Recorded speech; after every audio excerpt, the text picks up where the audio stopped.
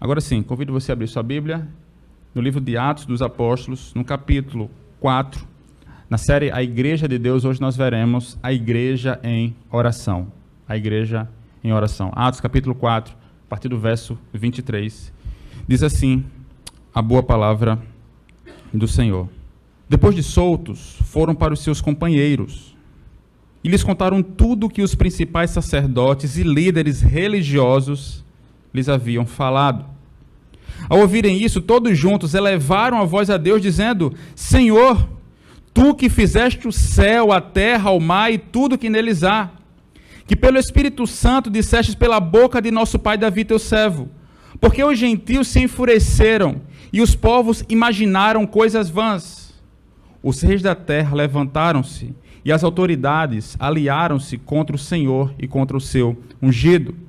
Pois nesta cidade eles, de fato, se aliaram contra o teu santo servo Jesus, a quem ungistes, não só Herodes, mas também Pôncio Pilatos, com os gentios e os povos de Israel, para fazer tudo o que a tua mão e a tua vontade predeterminaram que se fizesse.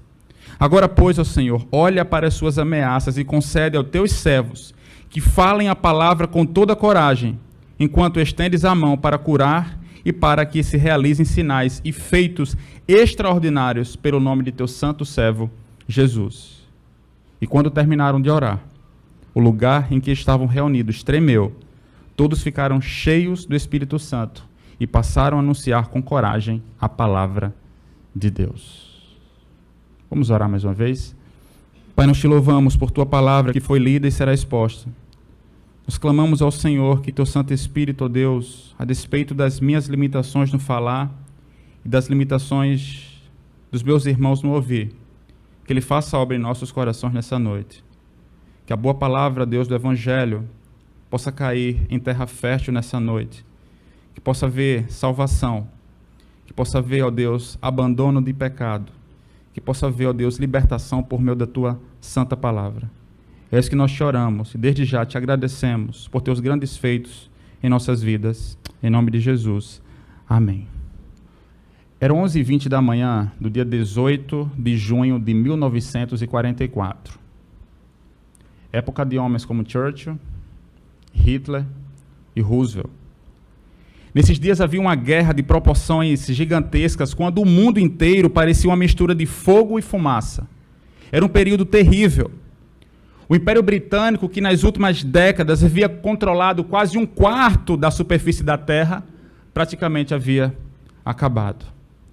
Agora Londres, a cidade no centro desse império, estava cercada. Na última semana, mais de 10 mil pessoas morreram devido ao lançamento de bombas teleguiadas sobre a cidade de Londres pelos alemães. Mas em meio à invasão aérea, com sirenes soando, o caos reinando e um ar de verdadeira tragédia, um pastor se levantou. O piedoso pastor Dr. Martin Lloyd Jones estava diante do seu povo.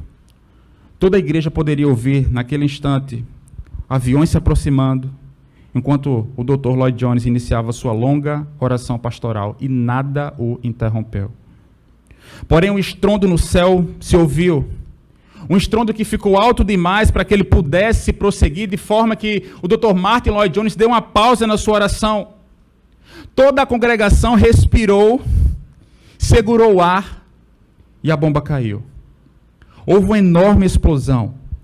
Caíram pedaços do teto, apareceram rachaduras na capela, e uma mulher que havia fechado os olhos momentos antes, quando ela abriu, viu todos os seus irmãos cobertos de uma poeira branca e fina. Ela achou que havia chegado ao céu. A congregação ficou em pé.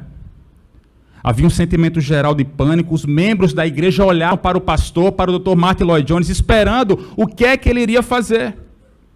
Será que esse homem choraria? Será que esse homem correria desesperado ou entraria em medo, em um desespero profundo? O pastor não fez nada disso. Mesmo com as sirenes tocando, o pastor respirou, reiniciou a sua oração pastoral. Quando ele concluiu, disse ao povo que aqueles que se sentissem mais seguros ao fundo, embaixo da galeria, pudessem ir para lá. Em seguida, ele toma o seu lugar ao púlpito, um diácono vem, limpa o espaço, e ele começa a pregar a palavra de Deus. Alguns dias depois, um oficial da alta patente do exército britânico, ele disse a um outro colega militar: eu já vi muitas coisas em trincheiras na França, mas eu nunca vi nada mais notável do que a maneira como aquele homem continuou orando, como se nada tivesse acontecido. Essa é uma cena real. O mundo estava em colapso.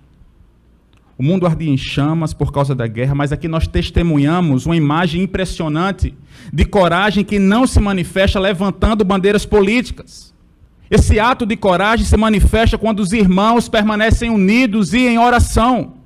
Mas esse exemplo de ousadia não é um fato isolado dentro da história do cristianismo. Há muitos outros exemplos de homens e mulheres que no decurso da história da igreja, mesmo diante do caos, da tragédia, das ameaças dos seus dias, não lamentaram, não deixaram de congregar, não cessaram de orar, mas investiram ainda mais tempo e energia permanecendo juntos e falando com Deus em oração de forma individual e comunitária. Esse é o exemplo que aparece em nosso texto. Em nosso texto nós vemos uma igreja que sofre ameaças, líderes que são hostilizados por pregar em nome de Jesus, mas mesmo diante de instabilidades e perseguições, a igreja permanece em um só propósito: firme, unida e em oração. Ao ler o livro de Atos dos Apóstolos, nós observamos que para os primeiros cristãos a oração e a comunhão tinham um lugar importantíssimo na vida da igreja.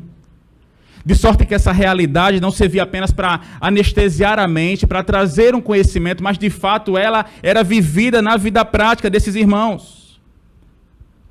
Assim, meditando nesses versos, nós extrairemos preciosas lições que vão nos ajudar hoje, agora, século XXI, em plena pandemia, enquanto igreja, a perseverar em oração, na pregação do Evangelho de Jesus Cristo e no poder do Espírito Santo. O verso 23, eu peço que você mantenha a sua Bíblia aberta, ele inicia dizendo assim: depois de soltos. Se você tem acompanhado essa série, ou você é um leitor do livro de Atos, né, você vai perceber o contexto aqui. Se o texto nos diz que eles foram soltos, é porque eles estavam presos, né? Isso é uma pergunta básica de hermenêutica, né? Estavam soltos porque estavam presos. Mas quem estava preso? E por quê? O contexto da nossa narrativa vem mais precisamente do capítulo 3, onde nós vemos que, após curar um homem aleijado de nascença, um homem que tinha mais de 40 anos na porta do templo, Pedro e João, eles pregam o Evangelho. Lembre-se que no livro de Atos, a cura e o milagre não são um fim em si mesmo. O milagre que os apóstolos realizam não é para ser apenas um evento ali, algo que chame a atenção do povo para voltar para os apóstolos, não.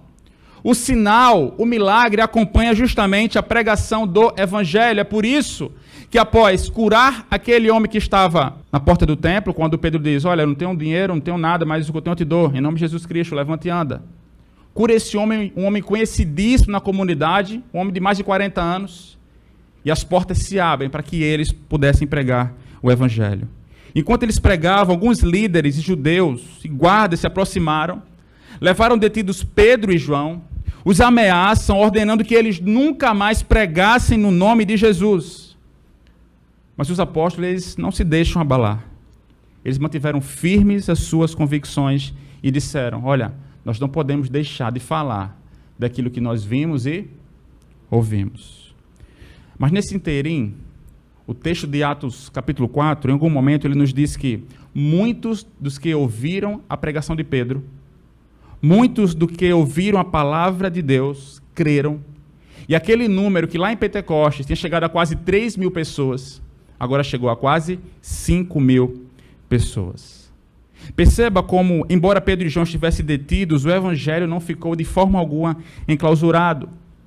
Eles foram levados porque pregaram o Evangelho, mesmo assim o Espírito Santo agiu na vida dos ouvintes, e aqueles que em Pentecostes chegaram a quase 3.000, agora eram quase 5.000 irmãos, salvos em Cristo Jesus por meio da pregação do Evangelho.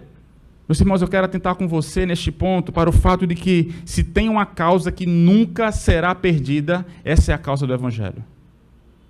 Não tem como ser uma causa perdida. Essa é uma causa que nunca será perdida. Nós podemos ser presos, detidos, enclausurados, entrar em lockdown, né? Mas o evangelho avança. O evangelho avança porque a igreja do Senhor Jesus, a igreja também avança porque Deus sempre cumprirá os seus propósitos, independente do momento em que a igreja esteja vivendo. Seja esse momento bom, um momento de calmaria, seja esse momento de perseguição, de guerra ou inclusive de pandemia, o evangelho vai avançar. Por isso, nós podemos avançar.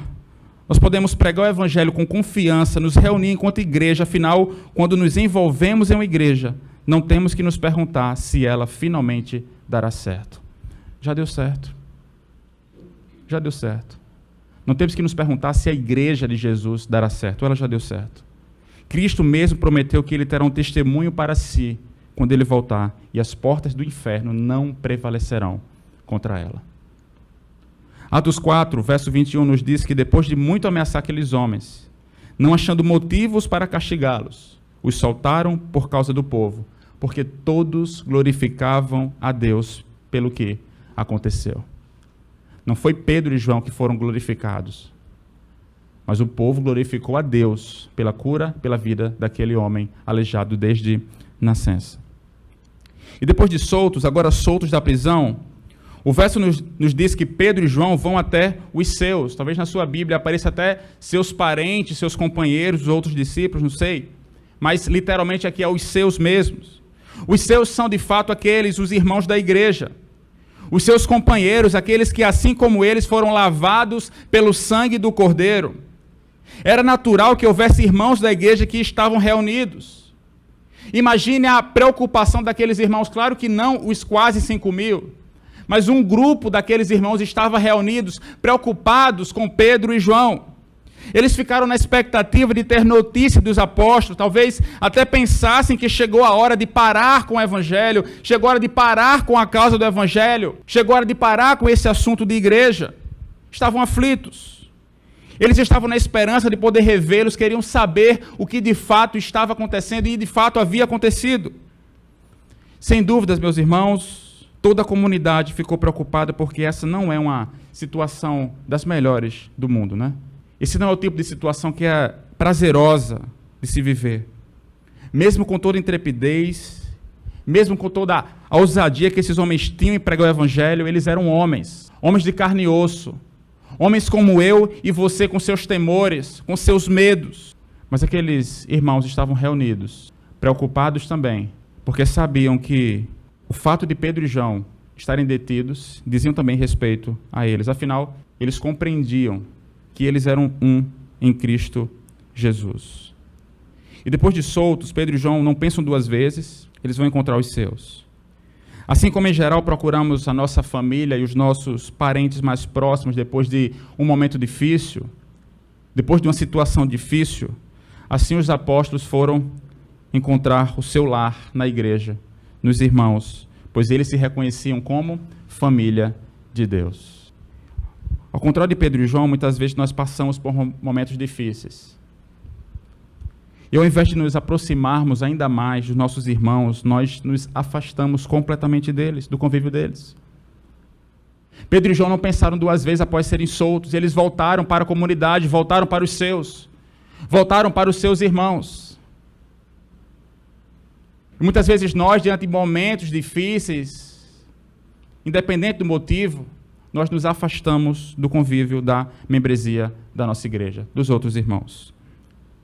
Quando eu morava em Mossoró, eu participei de algumas programações em que nós distribuímos comida para moradores de rua, né? Toda terça-feira a gente fazia isso para uma praça central lá, em frente ao mercado, né?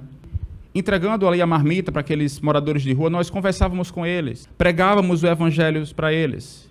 E o que me chamou a atenção foi o fato de que muitos moradores de rua tinham um lar para eles voltarem. Ah, meu filho mora ali. Ah, minha esposa mora em bairro tal, tal, tal, endereço tal, tal, tal. Eles tinham um lar para voltar, mas eles não voltavam para os seus, principalmente por conta do orgulho. Eles tiveram problemas, diferenças, mas não queriam continuar sendo ou estando naquela família. Meus irmãos, independente das nossas diferenças dentro da igreja, dentro da comunidade, nós somos uma família. Na família nós não escolhemos nossos irmãos.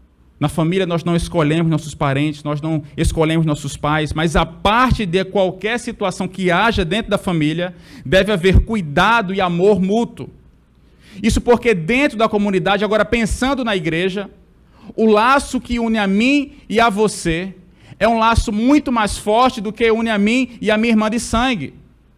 Nós somos unidos pelo sangue de Cristo Jesus. Não há nenhum outro tipo de laço, meus irmãos, que seja mais forte do que justamente esse laço mais duradouro. Esse laço é mais forte e mais duradouro do que qualquer outro laço parentesco terreno. Aqueles irmãos ficaram muito felizes quando viram Pedro e João retornando.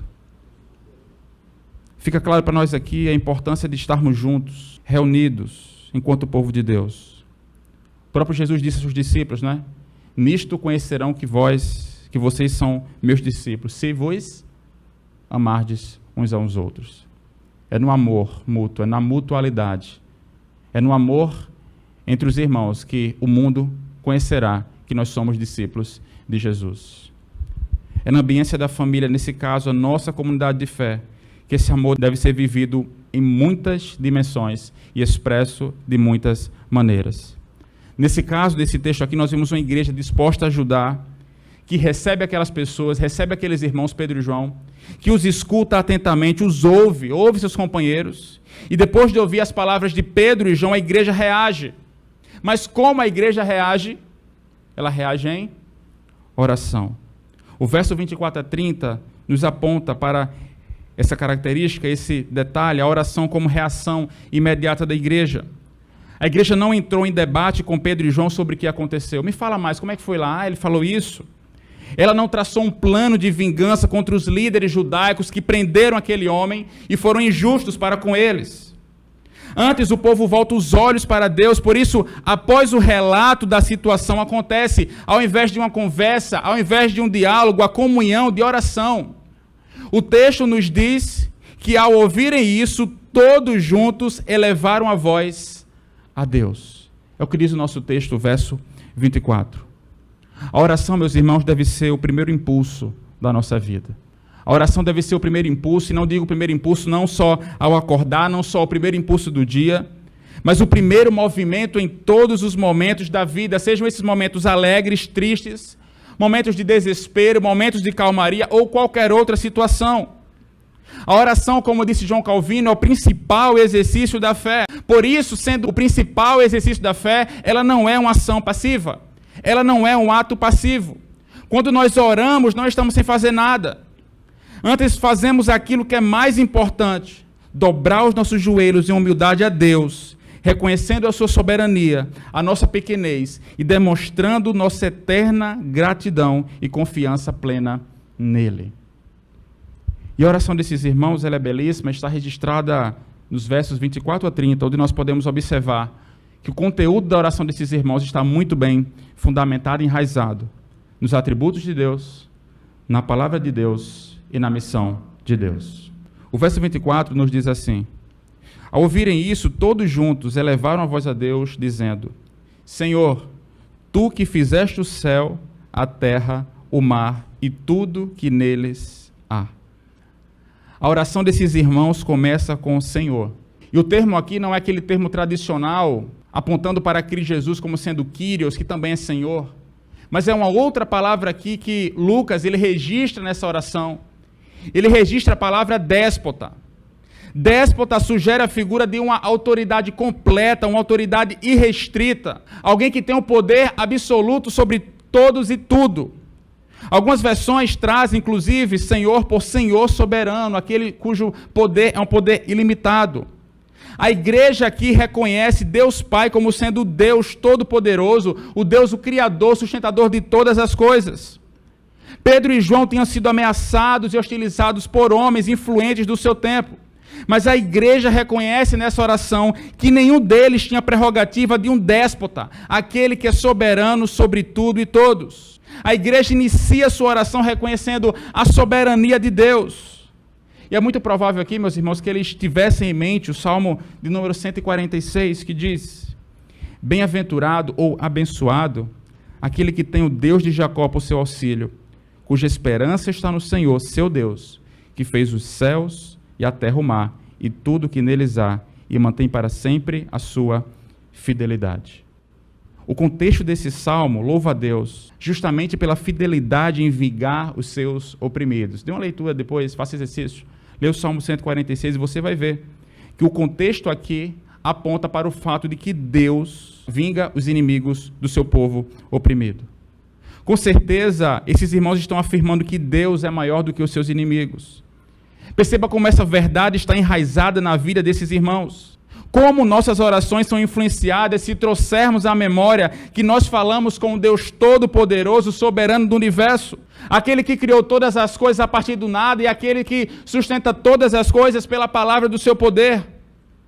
Pensar na soberania de Deus deve nos trazer um grande conforto, deve trazer para nós uma enorme segurança, meus irmãos, porque mesmo diante dos momentos mais difíceis da nossa vida, o nosso Deus é o único com poder incontestável, capaz de realizar grandes feitos.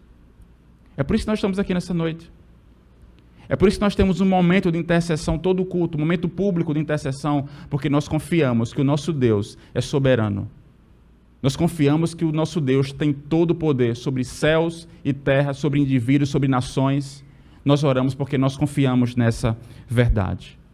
Ele é o Deus que muda cenários. Ele é o Deus soberano que muda corações. Ele é o Deus soberano que restaura relacionamento. Ele é o Deus soberano que socorre o abatido, que responde orações. Ele é o Deus soberano que salva pecadores, por isso nós precisamos descansar na soberania de Deus, sabendo que a sua vontade é sempre melhor do que a nossa, ela é boa, perfeita e agradável. Descanse na soberania de Deus. O Deus que você serve, o Deus a quem eu sirvo, é o Deus soberano sobre tudo e sobre todos, é o Deus que detém todo poder. Se nesse primeiro momento nós vemos que essa oração está enraizada nos atributos de Deus, nós também observamos que essa oração está enraizada na Escritura. Essa é outra característica importantíssima aqui nessa oração comunitária e que nos ensina bastante. É que esses irmãos fundamentam a sua oração na própria palavra de Deus. Olha o que diz o verso 25 e o verso 26. A parte final do verso 25 nos diz: pelo poder do Espírito Santo disseste, pela boca de nosso pai Davi, seu servo. Vamos ler todos juntos? Porque os gentios se enfureceram e os povos imaginaram coisas vãs. Os reis da terra levantaram-se e as autoridades aliaram-se contra o Senhor e contra o seu ungido. Os irmãos estão recitando o Salmo 2. Esse é um salmo escrito por Davi que aponta em última instância para Jesus como sendo o ungido de Deus que sofreria na mão de seus opositores. E no verso 27, justamente o verso seguinte, esses irmãos reconhecem que Davi expressou no Salmo 2, anos atrás, havia se cumprido na pessoa de Jesus. Ele reconhece que aquele servo ungido do Salmo 2, que sofreria ameaças por parte dos gentios, que sofreria ameaça por causa de outras nações, por meio de outras nações, é o próprio Cristo Jesus. O verso 27 nos diz: pois nesta cidade eles de fato se aliaram contra o teu santo servo Jesus, a quem ungiste. Não só Herodes, mas também Pôncio Pilatos com os gentios e o povo de Israel. Perceba como os irmãos aqui, de forma acertada, eles aplicam a Escritura no seu contexto específico. Não há nada melhor, meus irmãos, do que orar usando as Escrituras, porque a Escritura é a palavra de Deus. É a palavra que o próprio Deus estabeleceu. Essa é uma prática que vem desde o Antigo Testamento, onde muitas vezes o povo, em uma oração, cita abertamente acontecimentos e textos bíblicos. Essa também é uma prática neotestamentária que nós vemos não só aqui nesse texto, mas vemos na pessoa de Jesus. Jesus orou usando a Escritura. E se Jesus fez isso, meus irmãos, se os nossos irmãos, os primeiros cristãos fizeram isso, nós também devemos fazer. Devemos colocar em prática essa verdade, devemos orar a Escritura. Nossa oração precisa estar enraizada na palavra de Deus. Nós precisamos fundamentar nossas orações na palavra de Deus, pois nossas palavras são confusas. Muitas vezes nós não sabemos o que dizer, como dizer, não sabemos o que pedir e como pedir. Muitas vezes as nossas ideias são desconexas. Então nós devemos orar segundo as Escrituras. Memorize textos bíblicos. Aplique textos bíblicos em suas orações. Use palavras e expressões que o próprio Deus estabeleceu em sua palavra na Escritura. E conforme você lê e estuda a Bíblia, responda louvando a Deus, exultando com as verdades gloriosas, agradecendo a Deus por bênçãos específicas. Peça perdão a Deus usando a Escritura. Um Salmo 51, um salmo belíssimo, que mostra a culpa de Davi, reconhecendo de fato ali o seu pecado, pedindo ao Senhor que o limpe do seu pecado.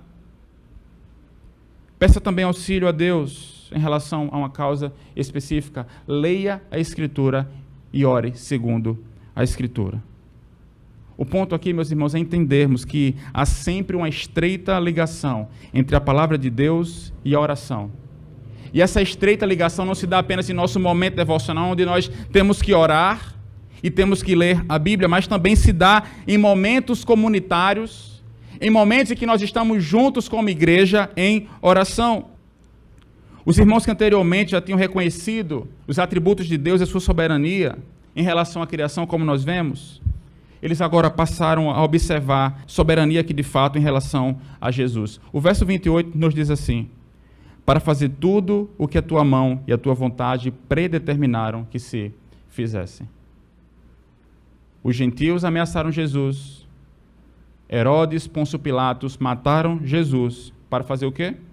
O que a tua mão e a tua vontade predeterminaram que se fizesse. Ou seja, não é apenas a criação que está debaixo da soberania de Deus, mas a própria morte de Cristo. A morte de Cristo não foi um acidente, não foi um plano B dentro da história. Ela não foge do controle de Deus. Tudo isso foi pensado na eternidade e esses irmãos reconhecem essa verdade. Até o fato dos líderes perseguirem e matarem Jesus fazia parte do plano de Deus na vida da igreja. Por isso, ao citar o Salmo 2, a igreja lembra-se da soberania e da providência de Deus sobre toda a história. Esse salmo também descreve a vitória do Senhor e de ser ungido contra a conspiração das nações, mas também diz que o ungido de Deus triunfaria e se tornaria o governante de tudo. A igreja percebeu que eles estavam no capítulo final de um grande drama que se desenrolava durante toda a história. E se o último ato, veja, esses irmãos estão muito próximos da ascensão de Cristo Jesus. Se o último ato foi a ascensão de Cristo Jesus, a sua subida aos céus, o próximo ato, o retorno de Cristo e o seu reinado para sempre. Esses irmãos confiaram nessa promessa e, apegados a essa promessa de que o seu Senhor voltaria, eles pregaram o evangelho sem vergonha alguma e de forma ousada. Desse modo, meus irmãos, nós também devemos reconhecer que estamos no capítulo final da verdadeira história do mundo.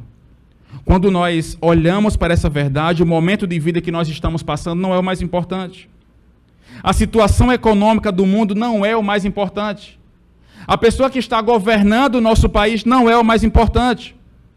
A pandemia, o coronavírus também não é o mais importante. O mais importante é que Cristo Jesus voltará, não haverá mais dor, não haverá mais luto, não haverá mais problemas emocionais, não haverá mais ansiedade, mais preocupações. Quando nosso Senhor voltar, diz a Escritura, todo joelho se dobrará e toda língua confessará que Jesus Cristo é o Senhor. Essa compreensão engajou aqueles irmãos, encorajou aqueles irmãos a pregar o Evangelho e, de fato, viver uma vida esperando o retorno, a volta de Cristo Jesus. Por isso que eles pregaram o Evangelho. Paulo escreve aos Tessalonicenses por conta de um problema, e ele chega a dizer que aqueles irmãos que não querem trabalhar também não devem comer. Esse problema se dá basicamente porque aqueles irmãos, esperando a parousia, esperando a volta de Cristo Jesus, estavam na igreja, estavam aguardando, estavam também pregando o Evangelho, mas deixavam de trabalhar. Eu não quero entrar em detalhes nesse contexto, mas atente para o fato de que aqueles irmãos estavam mesmo esperando que Jesus voltaria. Os irmãos vendiam seus bens, dividiam tudo, porque eles esperavam mesmo que Cristo Jesus voltaria. Nós não precisamos mais disso aqui. Nós queremos pregar o Evangelho para que Cristo Jesus volte. Era isso que eles queriam fazer. Essa compreensão engajou aqueles irmãos, o fato de que Cristo Jesus voltaria, estabeleceria o seu reino para sempre. E essa convicção deve tomar o meu e o seu coração, porque Cristo Jesus voltará. ele voltará para encontrar-se com a sua noiva. E essa compreensão deve igualmente nos encorajar a pregar o Evangelho e, de fato, viver para o Rei Jesus.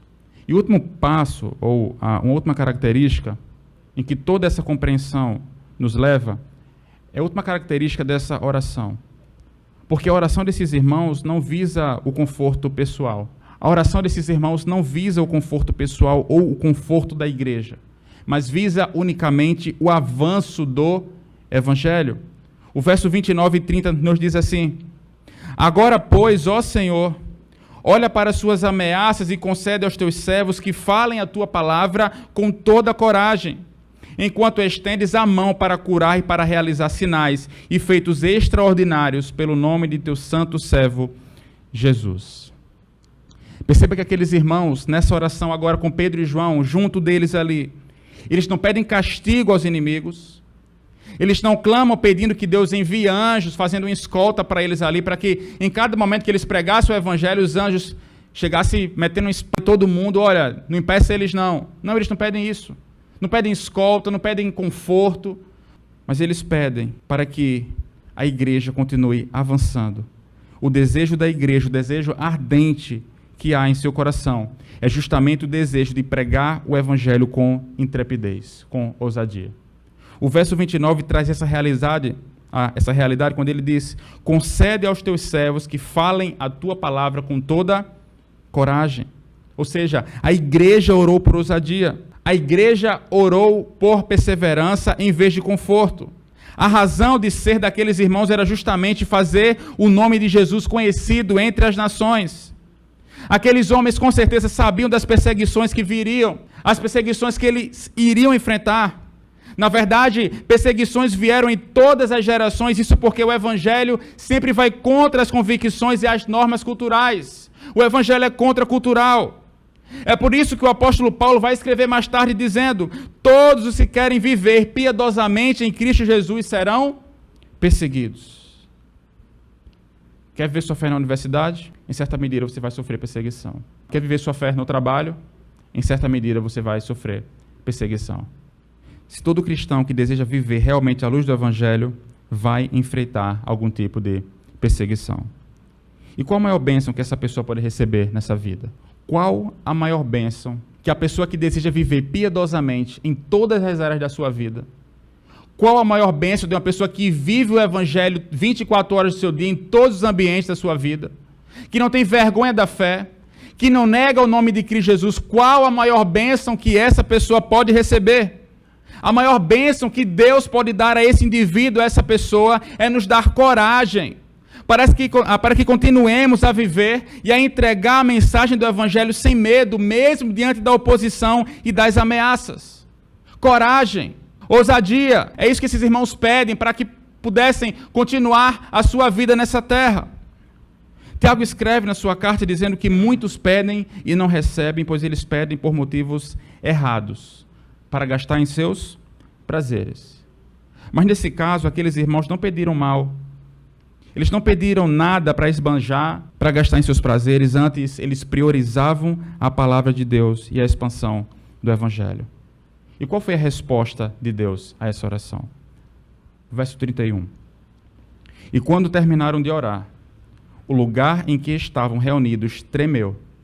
Todos ficaram cheios do Espírito Santo e passaram a anunciar com coragem a palavra de Deus. Deus ouviu a oração do seu povo.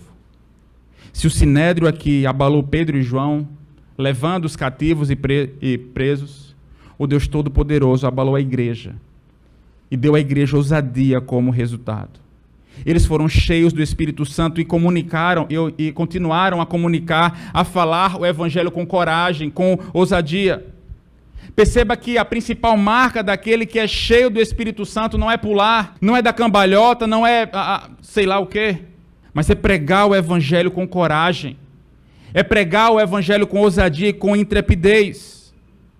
Nós vivemos, meus irmãos, em um tempo, em nossa nação, em nosso Brasil, em que somos livres para testemunhar, para pregar o Evangelho, mas nós não aproveitamos.